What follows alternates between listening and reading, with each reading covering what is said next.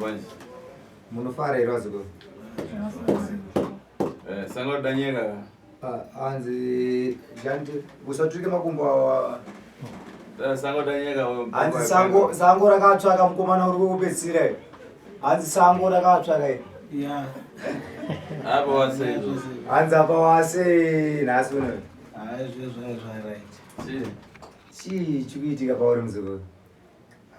Guru zvinondinetsa kuti chii choitika kwatiri. Ndizvo munhu anopenga azoita kupenga. Hanzi zvinoitika nekuti munhu anopenga haambozivi kuti ndiri kupenga, unoona ndivanenge vachitonya. Uye mwana wacho ari semukoma kwa? Uwe munini wacho ngoma kwawase manje.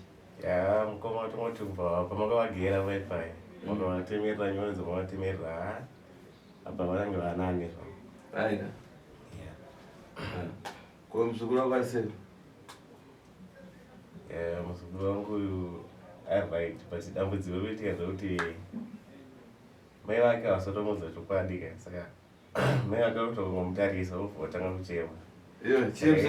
Hanzi chii chinoitika musikana zvekutaurwa hanzi amai vacho chii chikuitika? Zvichirongonizaemera sekuti ndingatsotsanangurira kuitira kaita akuti ada kuenda kumvura kana kupe ungomutera ukakutanga kana kuchema mutera chii? Hanzi ndiri kuona kuti kana even mwana uyo akada kuenda kumvura ndiri kuona uchizoronga rwendo rwokumutera futi uchichema. Chii chaunenge uchifunga paunenge uchichema pai uchiona mwana ukatarisa mwana? ndinongofungidzira kuti pamwoyo paachazonyatsoziva zvikuitika anogona kusazvigamuchira zvakanaka kuti ndiyega mwana wandinaye. Iyo musikana uyu mbanda wako wakagara naye? Ndiani wako wakagara naye waugere naye? Baba ndini ndiani? Anzi wakagara naye papo basa pako ndiani wako? Wamona unoti ndiani wako? Ndisekuru wangu. Ko yakupenga? Anzi kwa arupenga? Ndisekuru wangu. Okay. Ko ndikazondisawira wako wakagara naye unotise? Hanzi ko ndakazotaura kuti agere pasaidi pako ndisawira wako unofungei? Anongozvigamuchira ndinozonda nasekuru wangu. Uyapfugama? Uya pamberi pasekuru uwezopfugama pamberi pasekuru. Yahuwa! Pfugamai wako. Maoko utamadza maoko? Nomsa? Nonzi nomsa? Ndizvo. Yes! Ukuona zvandachita pamusikana? Hanzi muri kuona zvandaita pamusikana uyu? Ufunda kudzikisa mutima wake. Ndoda kuti ndikontrole hana yake, moyo wake. Ndoda kuti usavhunduke moyo, kudzikamisa moyo. Ndokonogara. Chenda unogara hako kumuzukuru.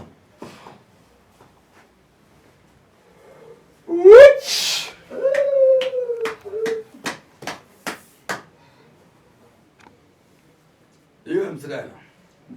Musikana ere. Nkani mudabwerera nkani arapa chari kukuyamba kwa? Nawe makavinga panapa idari rekufambira kuti mukomana urwere hwemukomana wekutanga ari kwekutanga kwa. Asi tichikuba na urombo. Asi ndinoti si very sorry, ndine tsitsi nengoni. Ini ndine tatsva. Ava vanonzise kuti tatsva. Chandaona chakuipa ndifuna kuchireva. Chinhu chakaipa wakapinda muno muine chakaipa handigoni kuchichengeta, ndinochitaura. Mwana uyo aikura asingazive kuti mutupo wake ndechani uye apa yakapona. Mwana uyo akakura asingazive rudzi rwake nderwupi, mutupo wake kuti anoerei. Uye zvakare baba vake asingazive kuti ndiani. Uno makore mangani musikana? 21. Paurachoka kuno paya na mama wako mukarani? Hanzi kubva zvamakasimuka muchibva kunoku muchienda namama wako, mugariro wamuri kuita wakamira sei? Magariro atoita akamira sekuti ndikada kubuda kuenda kumvura havachandibvumidza kuenda kumvura nevamwe. Plazi panoti ndaenda kuhuni panototisiya kundoenda hangu inini. Nguva zhinji anenge achingoti sori mwanangu. Asi vazotaura kuti chikonzero chacho ndechii. Ipo wakozva kuti chani yangu tisori? Hanzi wakadi kuvabvunzawo, hanzi wakavabvunza here kuti chamuri kuti sori mama chii? Hongu ndakavabvunza asi havambonyatsoti vanobva vatanga kuchema nguva dzacho. Uye ndowandiroda? Hanzi unonzi roda here muziko? ndinoti. Apa yakana zvamusachita roda? Nanzi tachita sairota zvamakaita izvi. Unoera je? Mutupo wako ndiye? Ndoera Mbizi soko. Mbizi.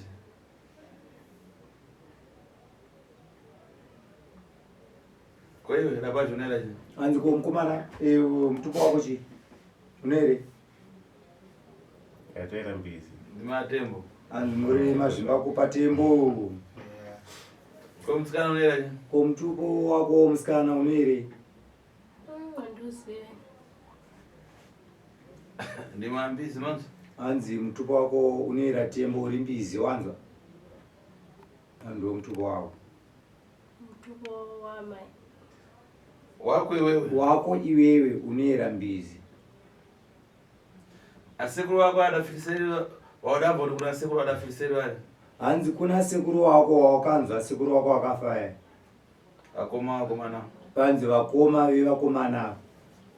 Ana sekuru wako akafa vakoma vevakomana.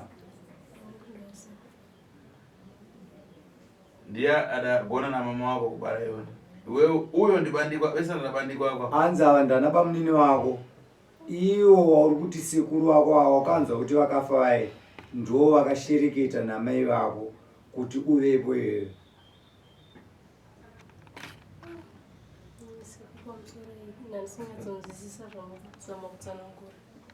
Robert. Sekuru. Penamwe ndo ngataura zvinonzvika. Hanzi Robert, inini ndiri sekuru ndinogona kutaura mashoko anikakutandara nevazukuru vangu. Unogona kutaura zvinonzvika. Ungakontinye nawe here? Unokontinya nawe senyaya here? Pamusoro sekuru. Nomza. Sekuru vari kuti usati wazvarwa 21 years ago. Amai vakwa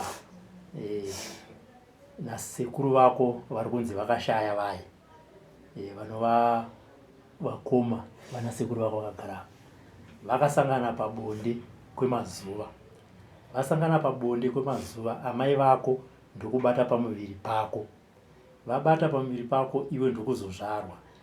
Uye zvakare usati wazvarwa, baba vako vanova hanzvadzi yamai vako pavakangotaura shoko rekuti ndave nepamuviri pako, vakabva varwara ndokubva vafa zvisina tsarukano.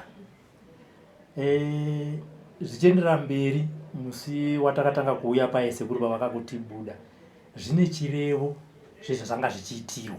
Handisi kuti ndodzosera kuna sekuru here wotsanangurira vokuendera mberi kuti zvakaita kuti amai vako nababa vako vanova hanzvadzi nevanzvadzi vasangane pabonde uzozvarwa iwewe mudzinza iroro zvinorevei sekuru? Nkani idakonzereswa navho ambuya vako adabara mai vako? Hanzi nhau iyi yakakonzereswa nagogo vako, amai vakabereka amai vako. Ubufana? Uri kunzwa here mashoko mudzukuru? Vanhu vadakomaniswa namankwara. Hanzi vanhu havana kusangana nepfungwa dzavo dziri nomawo, vakashandisirwa mushonga kuti vasvike pakuita zvinhu zvakadaro. Kana ukosha mama wako adaudzwa kuti tsunura upita munyumba ukarare pasi utatasa mutenga, uyu sekuru wako azati tsunura pomwe upita muna muti mumwe nawo kuyangana fesi ndokuni ukachita masa naye. Zvanzi ingadai even sekuru vako ivavo vakasangana namai vako vari vapenyu vaikwanisa kukudza history iyoyo yokuti mai vako vakaudzwa namai vavo kuti pindai umu munobvisa hembe dzese, orara wakatarisa mudenga. Pakaiswa nguo yematare. Pakaiswa jira rematare. Adaitira munyumba yematare. Hanzi zvakaitirwa muimba yematare kuri kuseri kwejira yematare. Asi udaudzwa here kuti avho wako karinya bese? Hanzi wamboudzwa here kuti gogo wako yanga iri n'anga? Ndo adalika kuti ama akakombolewa kuti opariwa. Zvanzi ndo vakakonzeresa izvozvo kuti vabhodhi nasisi vaite bonde kuti uberekwe iwewe nekuda kwemishonga yavaishandisa. Vaishandisa mishonga isina unaka.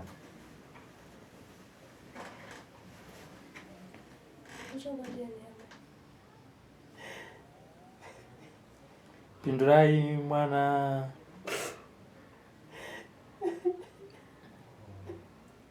Hanzi nemwana ichokwadi here nhaya amai?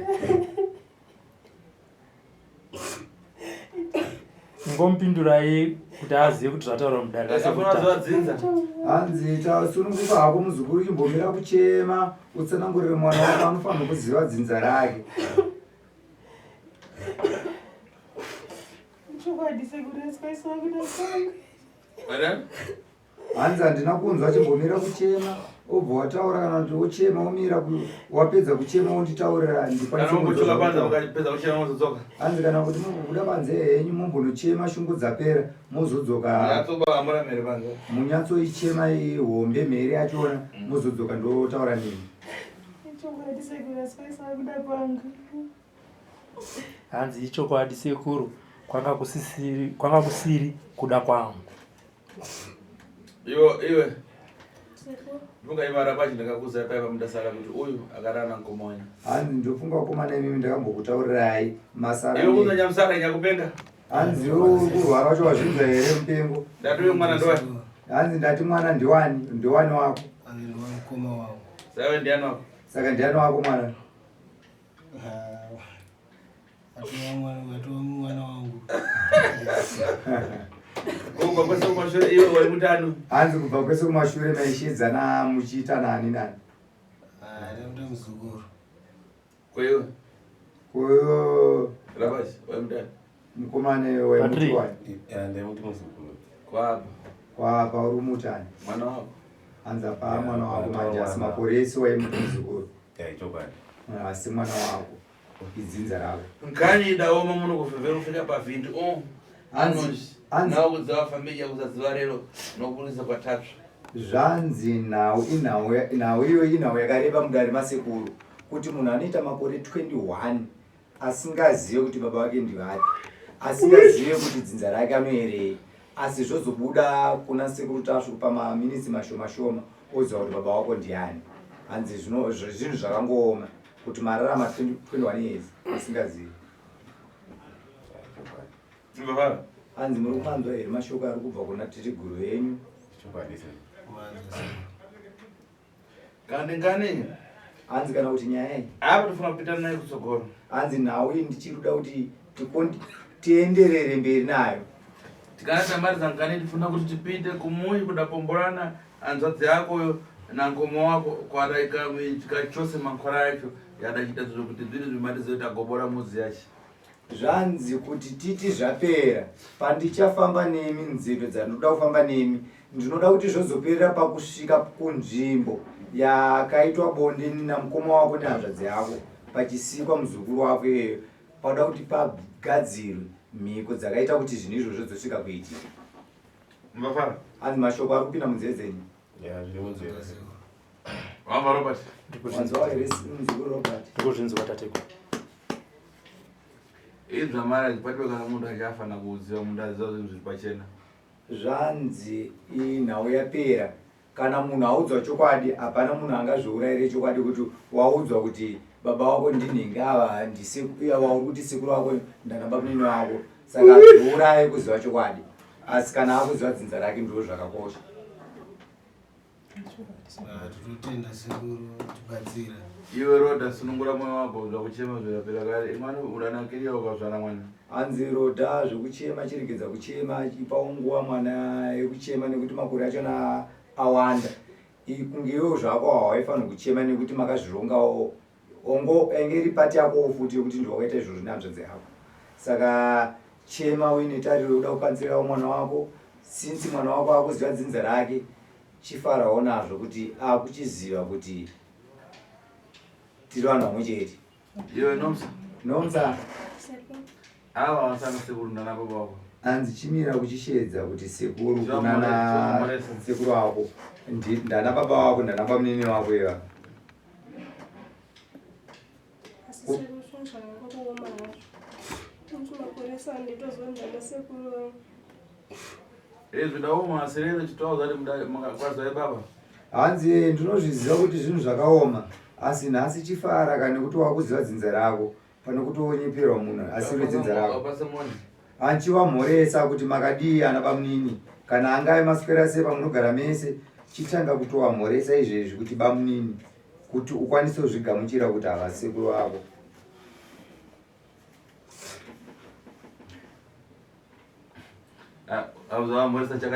Hanzi aiwa sezvo uri mwana mudiki wangozvinzwa unyore huno unozojairawo guru unouya nguva inoteera, asi ndo dzinza rako.